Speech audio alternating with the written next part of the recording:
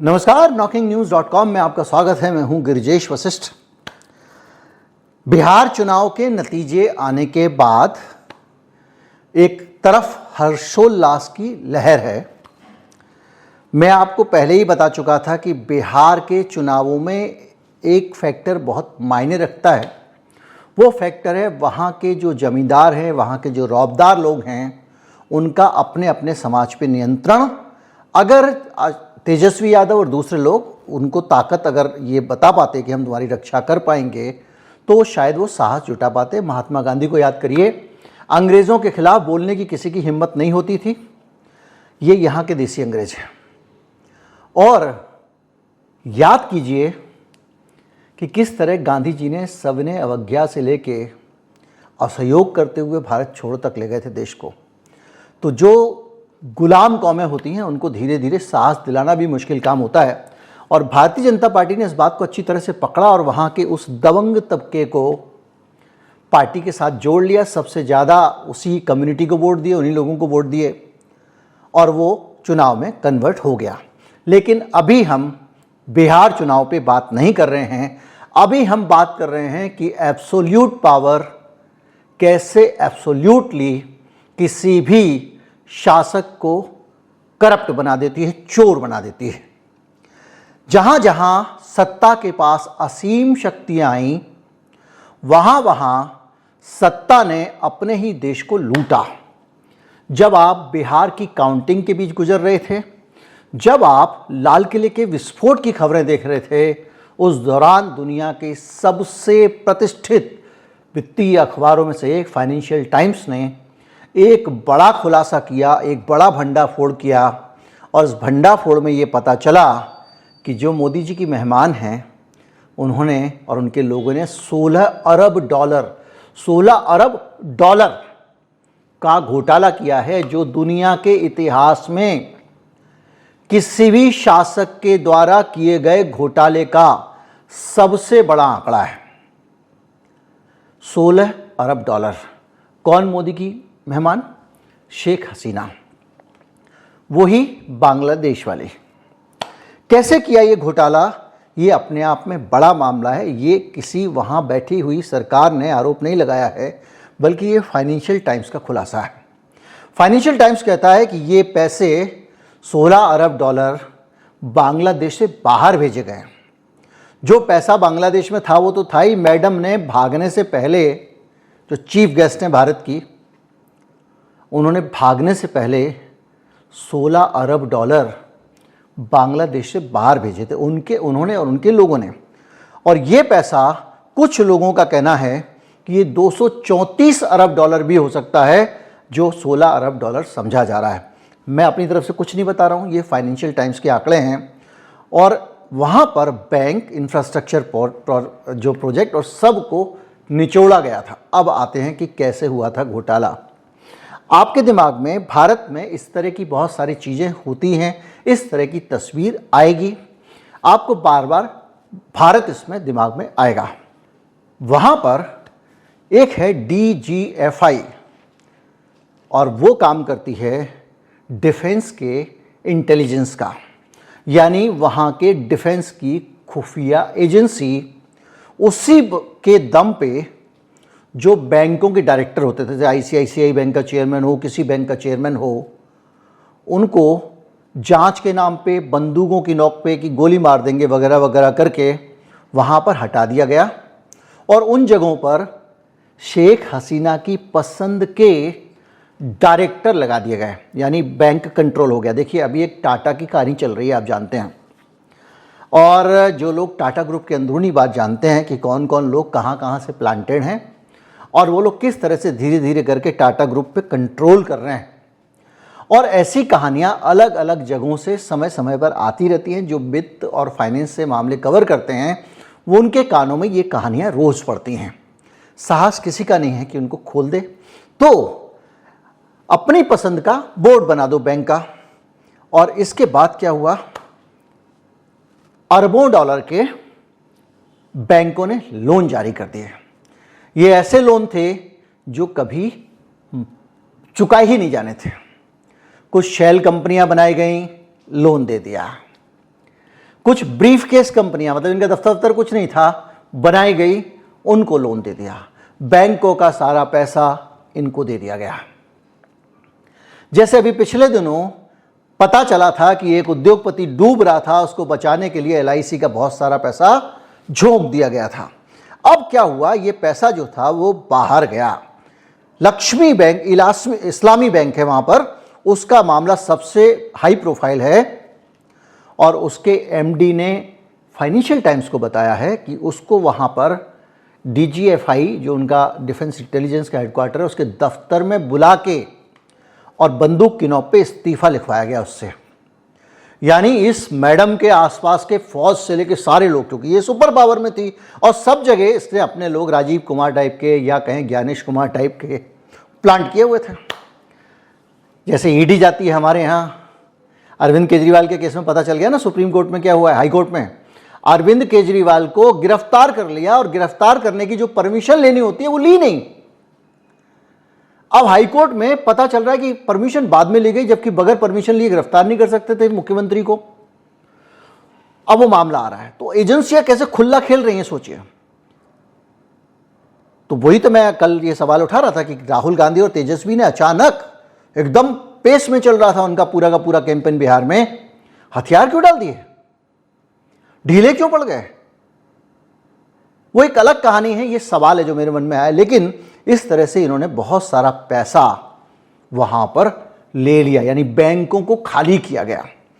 पैसा फिर विदेशों में कैसे गया, इसको भी फाइनेंशियल टाइम्स ने बताया है। वो कहता है कि ओवर इनवॉइसिंग की गई।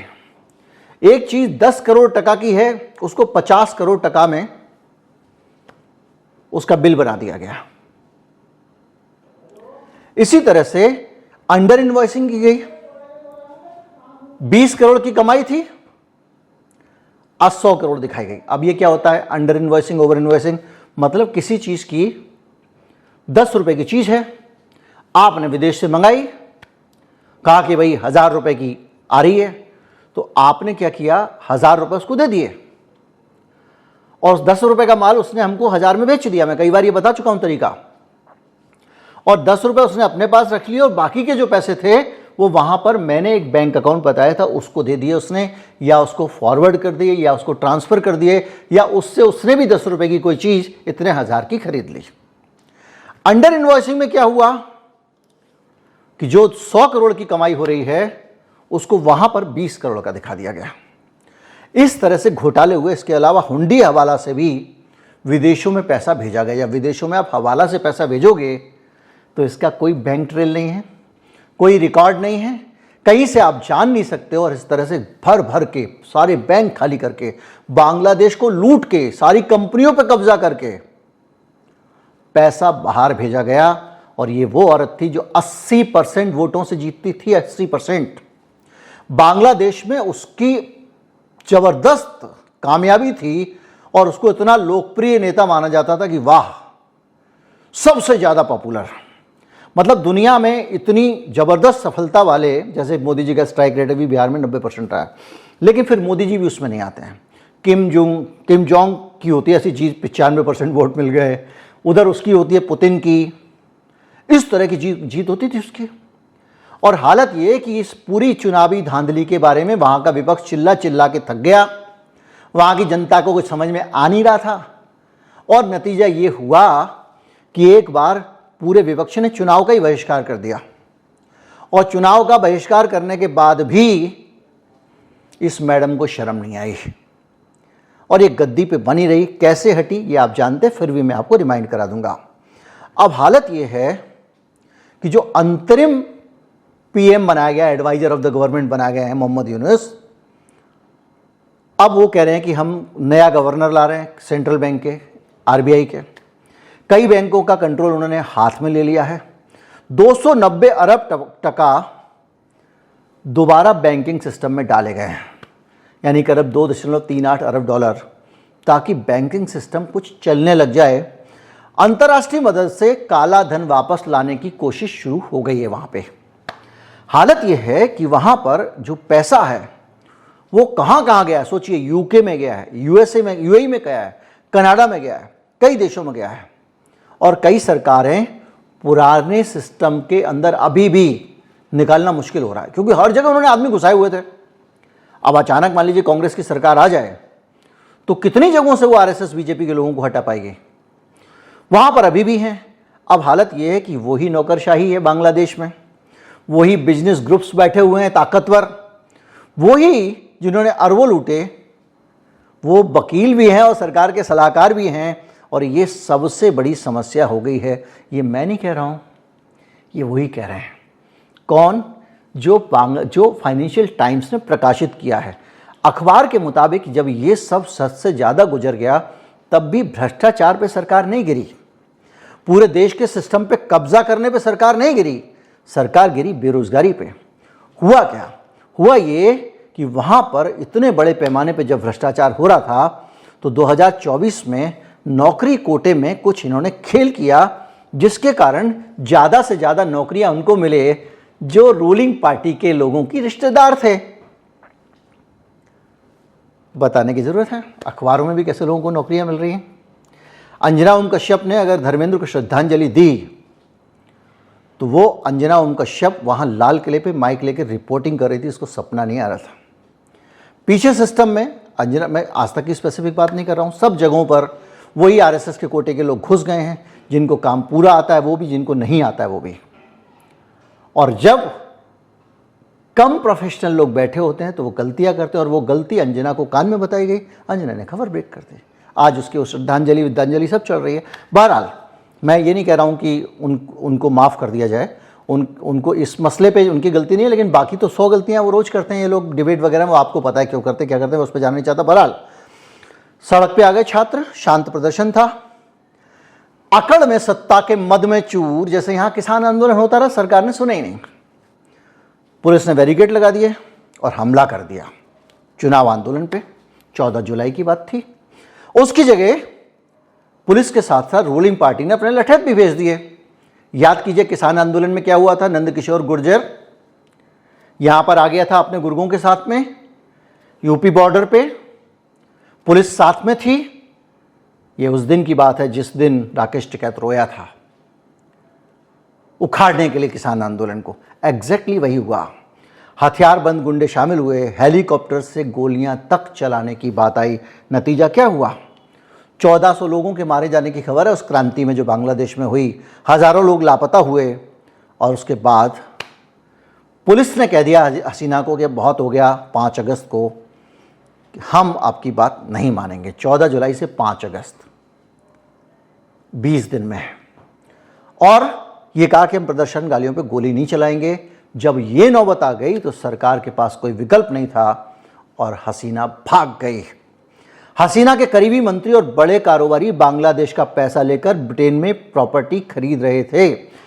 सैफुज्जमा चौधरी के नाम पर 300 से अधिक प्रॉपर्टी यूके में मिली हैं। इसी तरह से पैसा लूटकर लंदन के किंग्स क्रॉस, व्हाइट चैपल जैसे महंगे इलाकों में करोड़ों पाउंड की संपत्तियां मिली हैं।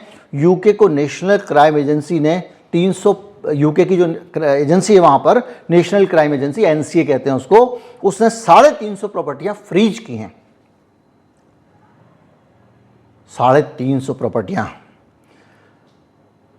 तुलिप सिद्दीकी जो हसीना की भांजी है, यूके की लेबर पार्टी की सांसद है, उस पर भी सवाल उठे कि इतनी महंगी प्रॉपर्टी इसने कैसे खरीद ली। और उसने कहा नहीं, मेरे खिलाफ तो मुझे बदनाम करने की साजिश हो रही है, राजनीतिक वगैरह जैसे नेता लोग करते हैं। ये सारी खबरें अपने आप में एक बड़ा खतरा जो लोकतंत्र के कमजोर होने से आता है उसको बताती हैं। एक भी लोकतांत्रिक देश जिस पे लोकतंत्र जहां स्ट्रांग हो, वहां पर सरकारें लंबे समय तक टिक नहीं पाती हैं, क्योंकि जनता है, जनता की अपेक्षाएं पूरी करना मुश्किल होता है, एंटी इनकम्बेंसी डेवलप होती है, लोग उखाड़ के फेंक देते हैं। लेकिन लोग जो हैं उनके हाथ में जब कुछ ना बचे तो क्या होगा। अब शेख हसीना के केस में वो चुनाव में गड़बड़ी करती थी, वो कुछ भी करे बहुमत से जीतेगी, और उसके बाद वो जीत के क्या बोलते थे, देखो जी जनता ने जिता के भेजा है शेख हसीना को, आपकी आलोचना करने से क्या होता है, आपके बोलने से क्या होता है, इनको तो वोट बहुमत से मिला है, 80% लोग वोट दे रहे हैं हमको, और आप हमको कह रहे हो हम बेईमान हैं। ये डायलॉगबाजी चलती थी वहां पे। इनकी पार्टी के लोग, तथाकथित उस समय के राष्ट्रवादी लोग बांग्लादेश के, इसी कहानी में लगे रहते थे कि ये तो बहुत ईमानदार हैं, बाला है, डिमका है, इन्होंने तो ये बदल दिया। अब देखो कितना एक्सपोर्ट हो रहा है। वो कपड़े के एक्सपोर्ट के नाम पे भी पैसा विदेश भेजा गया था, उसमें भी खेल हुआ था।